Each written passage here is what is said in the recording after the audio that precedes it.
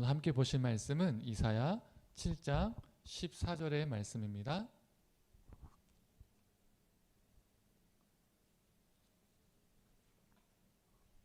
우리 함께 읽도록 하겠습니다. 그러므로 주께서 친히 징조를 너희에게 주실 것이라. 보라, 처녀가 잉태하여 아들을 낳을 것이요 그의 이름을 임마누엘이라 하리라. 그가 악을 버리며 선을 택할 줄 알 때가 되면 엉긴 적과 꿀을 먹을 것이라. 대저 이 아이가 악을 버리며 선을 택할 줄 알기 전에 네가 미워하는 두 왕의 땅이 황폐하게 되리라. 아멘.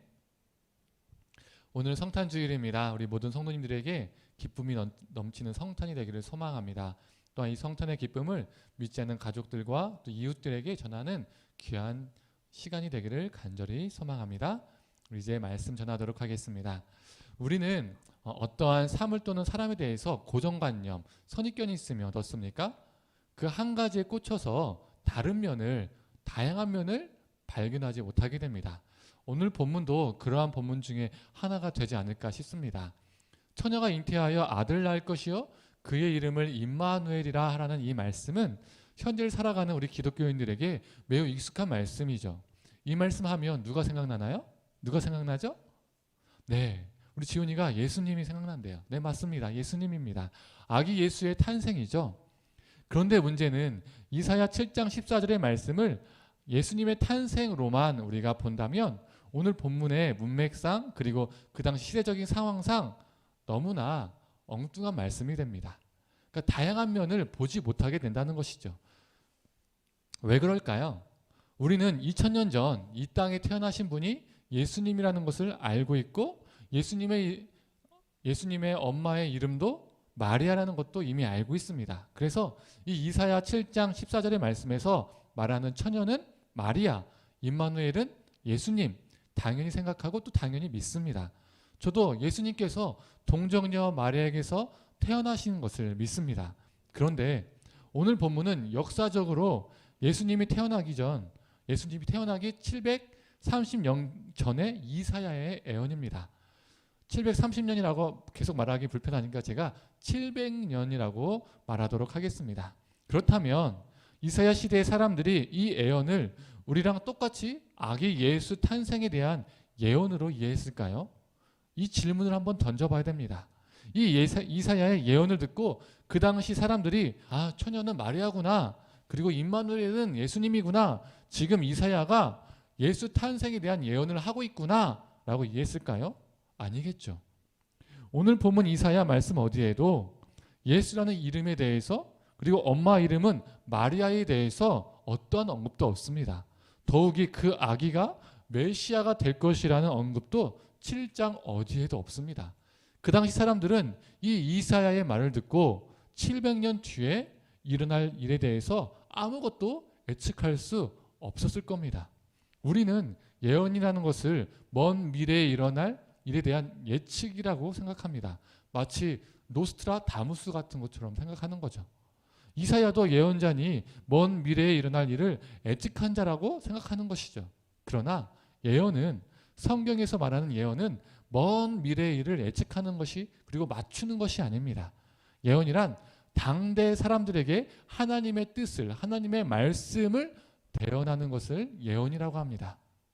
즉 예언의 1차 대상과 목적은 먼 미래의 사람들이 아니라 예언자와 동시대를 살고 있는 당대의 사람들입니다. 먼 미래 700년 이후의 사람들이 아니라는 것이죠. 예언서를 보시면 점쟁이처럼 미래를 맞추는 것이 아니라 그 당대의 시대적 상황 속에서 그 당대 사람들에게 예언자들이 하나님의 뜻을 대언하고 있습니다. 너희들이 돌이키지 않으면 하나님께서 심판하실 것이다 라는 것을, 하나님의 뜻을 대언하고 있는 것이죠. 이사야가 당대 사람들을 제끼고 50년 뒤, 100년 뒤도 아닌 700년 후에 일어날 일을 갑자기 말하면 그 당시 사람들에게는 너무나 이해할 수 없는 엉뚱한 이야기가 됩니다. 상당히 당황스러워지죠. 그 당시 사람들은 아기 이름이 예수가 될 것이라는 것도, 엄마의 이름이 마리아가 될 것이라는 것도 아무것도 모르기 때문에 갑자기 700년 후에 처녀가 잉태해서 아기를 낳을 거야 라고 말하면 너무나 당황스럽고 엉뚱한 이야기가 되는 겁니다. 이건 마치 고려시대나 조선시대 사람들에게 몇백 년 뒤에 스마트폰이 생길 것입니다 라고 얘기하는 것과 같습니다. 그들이 이해할까요? 스마트폰 존재 자체를, 핸드폰이라는 게, 전화라는 게 뭔지를 모르는 사람들에게 그 말을 하면 이해할까요? 이해하지 못하고 엉뚱한 말이 되는 것이죠. 그렇다면 1차적 예언의 대상인 그 당대 사람들에게 오늘 말씀, 이 이사야 7장 14절의 말씀은 어떻게 다가왔을까요? 이 역사적인 배경과 상황적인 이 문맥을 살펴보면 우리는 알 수가 있습니다.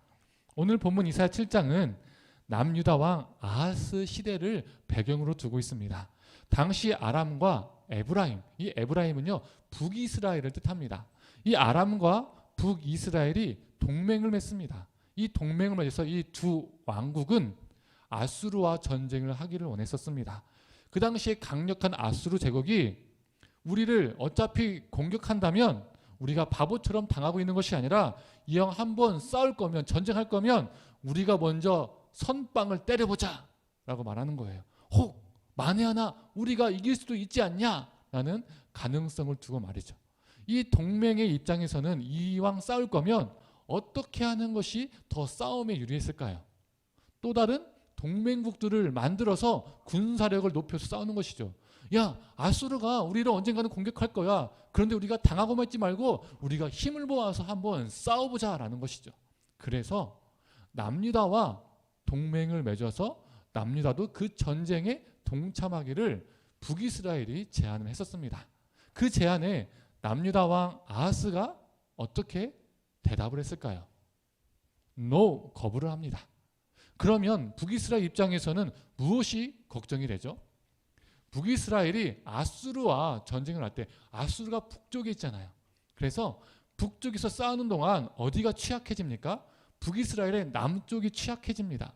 그러면 남유다가 딴 맘을 먹고 북이스라엘의 남쪽을 공격하면 북이스라엘 입장에서는 엄청나게 힘든 일이 생기는 것이죠. 위로는 아수르와 싸우고 남으로는 남유다와 싸우는 상황에 놓이게 됩니다. 그렇다고 남쪽에 군사력을 남겨놓으면 어떻습니까? 전력을 다해서 아수르와 전쟁을 하지 못합니다.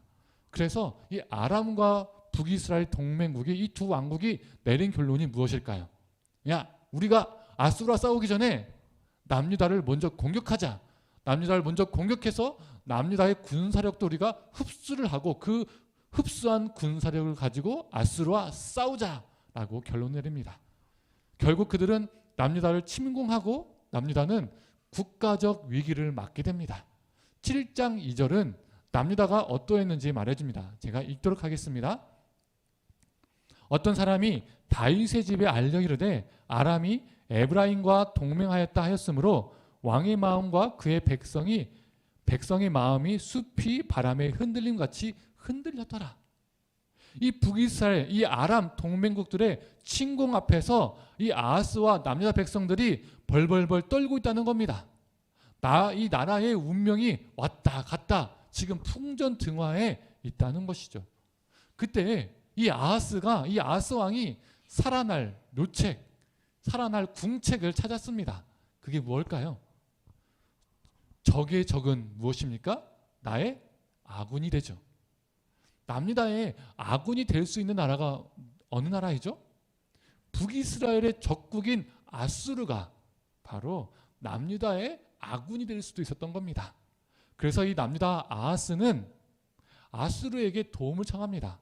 아수르를 향해서 이 북이스라엘과 아람이 동맹을 맺어서 너희와 싸우려 할 때에 우리는 그 동맹에 가입하지 않았다. 왜? 우리는 너와 친해지고 싶다. 너의 편이다. 그런데 우리가 너의 편에 서니까 이 북이스라엘이 우리를 공격하고 있다. 우리 좀 도와줘. SOS를 지금 요즘 말로 하면 문자를 보냈습니다.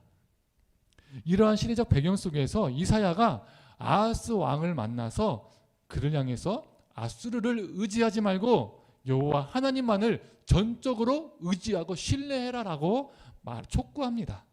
7장 4절을 전반부를 보면요. 제가 표준 세모니로 읽겠습니다. 정신을 바짝 차리고 침착하게 행동하라 라고 말합니다. 그리고 4절 후반에 하나님께서 이 이유를 설명해 줍니다. 아람 왕과 북이스라엘 왕은 하나님 앞에서 고작 타다가 부직갱이에서 나오는 연기에 불과하다는 것이죠. 부직갱이 연기, 부직갱이 끝에서 연기 어떻습니까? 사람의 눈은 순간 따끔따끔 몇 번 걸릴 수 있지만 강력한 화염을 만들 수 없습니다. 그래서 생명을 위협하지 못한다는 것이죠. 아핫을 향해서 너희 눈에는 아람과 북이스라엘의 이 동맹국이 너무나 커 보이지만 하나님 앞에서는 아무것도 아니다. 그러니 두려워하지 말아라. 남녀를 해하지 못할 것이니까 두려워하지 말아라. 침착해라. 또한 살기 위해서 아수르를 의지하지 말고 하나님을 의지해라 하는 이사야의 말이었습니다. 이사야를 통해서 아하스에게 하나님이 요구하셨던 믿음은 제국의 힘, 그 제국의 힘을 의지하지 말고 하나님의 주권의 행위를 의지하라는 것입니다. 아수르 제국의 도움이 너희를 구원시키는 것이 아니라 하나님이 너희를 아하스와 남유다를 구원시킨다라는 것이죠. 국가적 위기 속에서 아하스가 요구받은 최우선의 과제는 하나님에 대한 신뢰였습니다. 그리고 하나님과의 그 신뢰를 견고하게 하기 위해서 하나님께서 아하스를 향해서 아하스야 징조를 나에게 구하라 라고 말씀하십니다. 그때 이 아하스 왕이 어떻게 반응했을까요? 징조를 구했을까요? 안 구했을까요? 징조 구하기를 거절합니다. 7장 12절에 보면 징조를 구하지 않았다라고 말하고 있습니다. 내가 징조를 하나님께 구하지 않을 거야 라고 아주 그냥 단칼에 거절하죠. 하나님을 향해서 거절합니다. 아하스의 이러한 모습은 단순히 징조를 구하기를 거절한 것이 아니라 하나님을 믿는 삶을 거부한 것입니다. 하나님은 그토록 이사야를 통해서 경고와 권면을 하시고 심지어 징조까지 구하라고 하셨는데 아하스는 하나님을 신뢰하기보다는 아수르 제국을 신뢰하기로 작정했죠.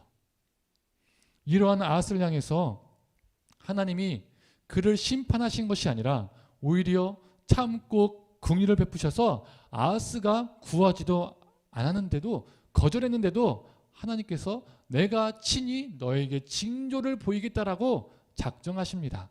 그 징조는 오늘 본문이자 우리가 잘 알고 있는 7장 14절의 말씀입니다. 제가 다시 한번 읽어보도록 하겠습니다. 그러므로 주께서 친히 징조를 너희에게 주실 것이라. 보라, 처녀가 잉태하여 아들을 낳을 것이요 그의 이름을 임마누엘이라 하리라. 여기서 처녀가 잉태한다는 말씀 가운데 처녀는 영어로 또 NIV 성경으로 virgin입니다.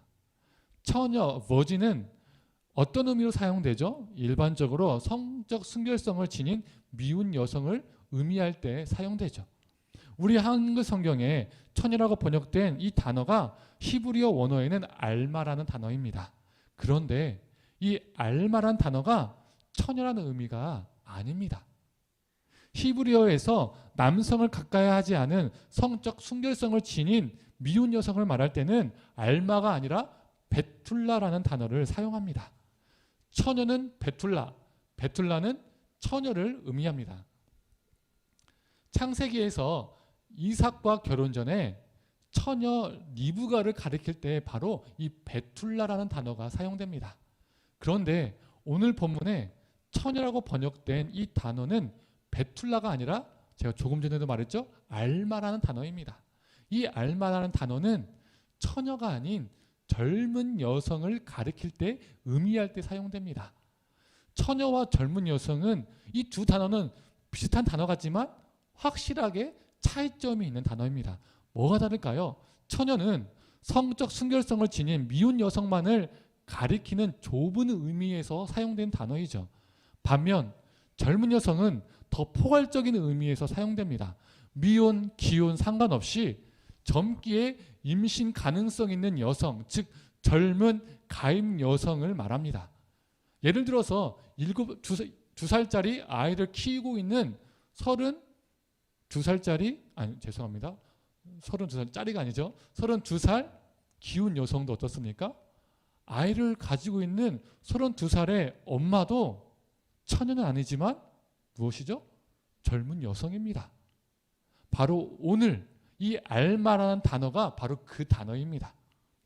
또한 우리 한글 성경에는 없지만 히브리어 원어 성경에는 이 젊은 여성이란 단어 앞에 정관사가 붙습니다. 영어로 표현하면 THE가 붙죠. 정관사는 언제 사용되죠? 너와 내가, 즉 대화하고 있는 사람들이 서로 알고 있는 특정 사람과 특정 사물을 가리킬 때 사용합니다. The book 하면 뭡니까? 그냥 책이 아니라 그 책, 너와 내가 알고 있는 그 책. The man 하면 뭡니까? 너와 내가 알고 있는 그 남자를 말하는 것이죠. 즉 그냥 젊은 여성이 아니라 너와 내가 알고 있는 그 젊은 여성이라고 오늘 성경은 말하고 있는 겁니다. 이 이사야가 아하스 왕에게 그 젊은 여성이라고 표현했다는 것은 무엇을 의미하죠? 이 대화 중인 아하스와 이사야가 둘 다 알고 있는 특정한 여성을 말하는 것입니다. 저와 제 아내가 그 집사님은 참 천사 같아, 참 착해 라고 말한다면 그분은 어떤 분입니까? 저와 제 아내가 둘 다 알고 있는 특정인을 의미하는 것이죠. 그런데 만약에 제가 저만 알고 있는 분이신데 아내는 전혀 모르는 분이에요. 근데 제가 우리 아내를 향해서 그분은 참 천사 같아 하면 우리 아내는 어떻죠? 우리 남편이 도대체 누구를 말하는 거야? 라고 이해할 수 없죠. 신학자들은 그 당시 그 젊은 여성이 누구일까에 대해서 두 가지 의견을 가지고 있습니다. 첫째는 아하스 왕의 아내, 즉 왕비일 것이다 라고 보고 있고요. 또 다른 의견은 이사야의 아내일 것이다 라고 보고 있습니다.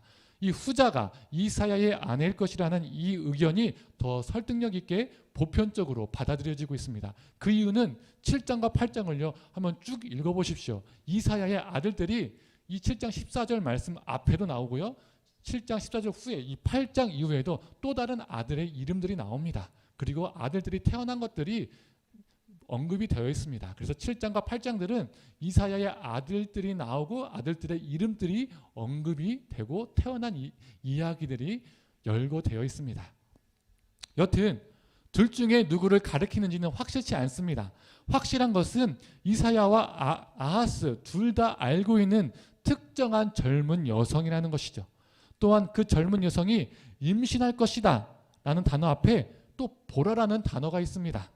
이 단어는 히브리어로 힌네라는 단어입니다. 힌네라는 분사형 단어입니다. 이 단어는 임박한 미래, 즉 먼 미래가 아니라 곧 일어날 가까운 일을 가리킬 때 사용되는 단어입니다. 몇백 년 뒤, 700년 뒤에 일어날 일을 가리키는 단어가 아니라는 것이죠. 임박한 시기라는 겁니다. 그래서 학자들은 이사야의 아들이냐 아하스의 아들이냐라는 부분에서는 서로 의견이 갈리지만 그들 모두 공통적으로 동의하는 것은 임박한 출산을 의미한다라고 보고 있습니다. 임마누엘은 이사야 당대에 곧 태어날 아기를 가리킨다는 것을 공통적으로 동의하고 있습니다. 그렇다면 나라가 망할 것 같은 남유다에게 이 풍전등화와 같은 이 남유다에게 그 젊은 여성이 임신을 했고 곧 아들을 낳을 것이고 그의 이름은 임마누엘이라는 것은 무슨 메시지를 던져주는 것일까요? 남유다가 망하지 않고 다음 세대가 있을 것이라는 것을 말해주는 겁니다. 또 다른 말로 하면 북이스라엘과 아람 동맹국이 공격해도 남유다가 망하지 않고 살아남을 것이라는 것이죠. 그 하나님의 약속입니다. 그들의 위협이 오래가지 못하기 때문에 왜요? 부직갱이의 연기 같기 때문에 남유다는 멸망하지 않고 다음 세대를 낳을 수 있다는 겁니다. 원래 어떻습니까? 나라가 망하면 다음 세대에게 희망이 없잖아요. 그런데 다음 세대가 있을 것이다. 아들을 낳을 것이다. 그리고 7장 8장의 이사야의 아들들의 이름이요 하나님의 뜻이 많이 담겨져 있습니다. 뭐 남은 자, 하나님이 함께 하신다 이런 것처럼 그 이름들이 이 남유다가 망할 것이 않을 것이라는 그 희망이 아들들의 이름에 다 담겨져 있습니다. 그리고 14절 바로 뒤에 15절 16절을 보면 임마누엘이라는 아기의 성장과 더불어서 이 두 동맹 왕국의 쇠퇴, 황폐됨을 보게 될 것이다라고 나와 있습니다. 황폐된다라고 나와 있죠. 이 두 왕국이. 이사야는 그 당시 사람들에게 이해할 수 없는 엉뚱한 이야기를 전한 것이 아닙니다. 그 당시 상황에 비추어서 그 당시 사람들이 명백하게 이해할 수 있는 말을 전한 것이죠. 예를 들어서 제가 차 사고가 나서 불이 났습니다. 운전석이 고장나서 이 문을 열고 못 나가는 거예요. 열리지 않는 거예요. 차가 폭발하기 직전입니다. 그때 소방관이 왔어요. 소방관 저를 향해서 그쪽 문이 고장났으니까 문은 열 수가 없습니다. 이쪽 문을 제가 강제로 뜯어서 열 테니 이쪽으로 오십시오. 할 때 어떻습니까? 저는 그 말을 듣고 그쪽으로 가는 겁니다. 제가 살기 위해서요. 그런데 그 급박한 상황에서 소방관이 아저씨 700년 후에 문이 열릴 겁니다. 700년 후에 살 수 있습니다. 700년 후에는 캡슐 같은 게 나와서 그 캡슐을 던지면 연기가 불이 다 꺼집니다. 그때 살 수 있습니다. 라고 하면 제가 그 입장에서 어떻습니까? 뭔 소리야? 이런 생각을 하게 되는 것이죠. 지금 남유다에는 나라가 멸망하기 일보 직전인데 700년 후에 아기 예수가 탄생할 것입니다. 라고 하면 그 사람들 이해할까요? 못하는 겁니다. 바로 남유다가 두 왕국에 의해서 멸망하지 않고 오히려 그 두 왕국이 황폐해질 것이다 라고 이사야가 선포하고 있는 겁니다. 이사야는 다른 모든 예언자처럼 자신의 속한 시대를 다루었습니다. 노스트라다무스가 아니었습니다. 그 당시 사람들에게 하나님이 함께 하셔서 멸망하지 않을 것이라는 임마누엘의 좋은 소식을 전했습니다. 남유다를 향한 구원의 메시지였습니다. 자신이 속한 시대 사람들은 전혀 이해하지 못하고 자신의 시대로부터 700년이 지난 후에야 예수님이 오신 다음에야 그 말이 그 말이었구나. 그때 가서 이해할 수 있는 말을 전한 것이 아니었던 것이죠. 즉 오늘 본문 7장 14절은 1차적으로 아하스 시대의 사람들에게 주어진 말씀이었습니다. 그렇다면 우리는 의문이 들 수 있습니다. 오늘 이사야 7장 14절은 아하스와 그 시대에 주어진 말씀인데 이 구절이 700년이 지나서 어떻게 예수님의 탄생에 대한 말씀이 되었을까라는 질문이죠. 우리 하나님의 말씀은 죽은 말씀, 과거의 말씀이 아닙니다. 우리 하나님의 말씀은 매 순간마다 성취되는, 이루어지는 현재적 말씀입니다. 2700년 전에 선포되었고 그때만 효력이 있고 그 이후에는 죽은 말씀이 아니라는 것이죠. 2000년 전 예수님 시대의 사람들에게도 500년 전 사람들에게도 20년 전 사람들에게도 지금 우리에게도 살아있는 현재적 말씀이 됩니다. 특히 히브리어 성경이 헬라어로 번역이 될 때 젊은 여성에서 처녀로 번역이 됩니다. 그리고 주의 사자가 요셉에게 나타나서 이 이사야 7장 14절의 말씀을 인용하는데 이 주의 사자가, 이 주의 천사가 시브리어 성경을 인용한 것이 아니라 헬라 성경을 인용해서 요셉에게 말해줍니다. 즉 하나님께서 젊은 여성에게서 처녀로 의미를 좁히신 것이죠. 하나님의 뜻이고 하나님의 섭리입니다. 그렇다면 왜 하나님은 수많은 구약의 말씀 중에서 이사야 7장 14절을 인용하셔서 예수님의 탄생을 말씀하셨을까요? 예수님이 태어난 시대와 아하스의 시대의 상황이 너무나 흡사했기 때문입니다. 아하스 시대 당시 남유다는 북이스라엘에 비하면 약소국이었었습니다. 우리는 남유다가 더 큰 강대국이라고 생각하는데 아닙니다. 실제로는 남유다가요 더 약소국이었습니다. 강대국인 북이스라엘도 역부족인데 거기다가 아람까지 동맹을 맺었다는 것은 남유다에게는요 큰 위협이었습니다. 풍전등화의 상황이었죠. 그러나 아하스와 남유다는 두 강대국의 위협 속에서 하나님을 의지하지 않았고 대신에 북이스라엘보다 더 큰 강대국이자 제국인 아수를 의지했죠. 그 이후로 700년이 지나서 예수님의 시대에서도 어떤 이는 이 로마 제국, 이 제국의 위협을 두려워하고 어떤 이는 그 두려움 때문에 로마 제국을 의지했었습니다. 하나님을 의지하기보다는 로마 제국을 의지했던 것이죠. 제국을 의지하려는 이 모습이 아하스 시대나 예수님의 시대나 똑같다는 것입니다. 그때 700년 전에 이사야가 대언한 말씀이 예수님의 시대의 현재적 말씀으로 성취된 것입니다. 좋은 소식이다. 하나님께서 700년 전에 하셨던 그 일을 또다시 행하실 것이다. 또다시 우리의 하나님은 우리에게 개입하셔서, 즉 처녀가 잉태하여 로마 제국 권력 아래에 있는 죄된 세상에서 예수를 통해서 사람들을 구원하실 것이다 라고 말하고 있는 것이죠. 처녀가 잉태하여 아들을 낳을 것이니 그의 이름을 임마누엘이라 하라라고 하는 이 말씀이 아하스 시대와 예수님 시대에게 공통적으로 던져주는 메시지는 무엇입니까? 너의 두려움과 너의 걱정과 근심을 극복하기 위해서, 너의 생명을 보존하기 위해서 아수르와 로마와 같은 제국을 의지하지 말라는 것입니다. 오직 나 여호와 하나님만을 의지하라. 내가 너희에게 구원을 베풀 것이니 나만을 의지해라 라고 말하는 하나님의 구원 메시지입니다. 이 메시지는 과거의 메시지가 아닙니다. 현재적 메시지로 우리에게도 공통적으로 주어집니다. 우리가 이 땅에 살면서 우리 삶에 로마와 아수르와 같은 제국은 무엇입니까? 하나님을 의지하지 못하게 만드는 것, 하나님을 대신해서 우리에게 힘을 줄 것 같은 것, 그것은 무엇입니까? 내 생명을 위해서 의지하는 것은 무엇입니까? 돈, 명예, 권력, 성공 등등등등 수없이 많이 있습니다. 심지어 내 가족도 될 수 있습니다. 세상은 이것들을 위해서 달려갑니다. 이것들을 더더욱 가지기 위해서 목숨을 걸기도 하죠. 또한 고대 제국의 특징은 무엇이죠? 왕과 귀족들의 이 지배 시스템, 사치스러운 생활 방식을 유지하기 위해서 약자들의 것을 빼앗고 짓밟고 착취하며 정복하는 것이었습니다. 이 제국의 논리는 약육강식 적자 생존의 논리였습니다. 약자들을 돌봄, 약자들을 향한 섬김이 없었던 것이죠. 이것이 우리 세상의 가치관이고 세상의 주류 문화입니다. 우리의 모습이 마치 아하스와 같을 수 있습니다.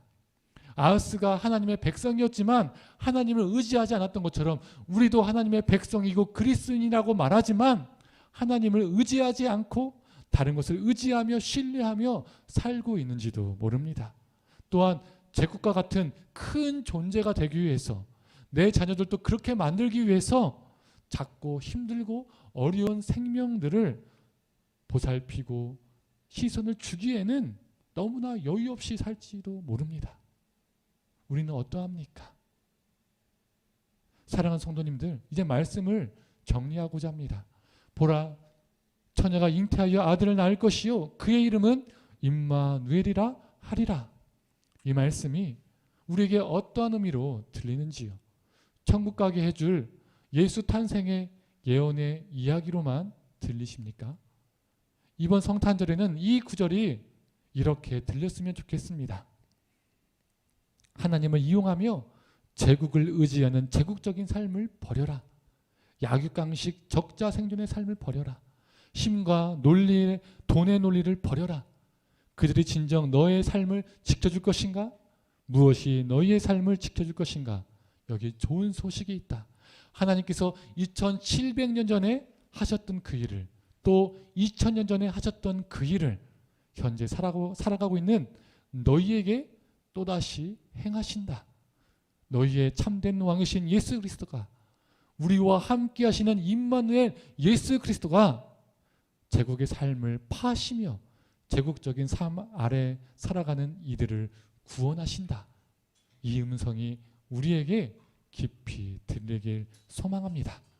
그래서 이번 성탄절에 나의 생명을 구원해 주신 하나님만을 더욱 의지하겠다라고 결단하고, 나를 구원해 주신 그 사랑으로 연약한 생명들을 섬기며 나아가는, 생명을 전하며 살아가는 저와 우리 성도님 되기를 간절히 축원합니다.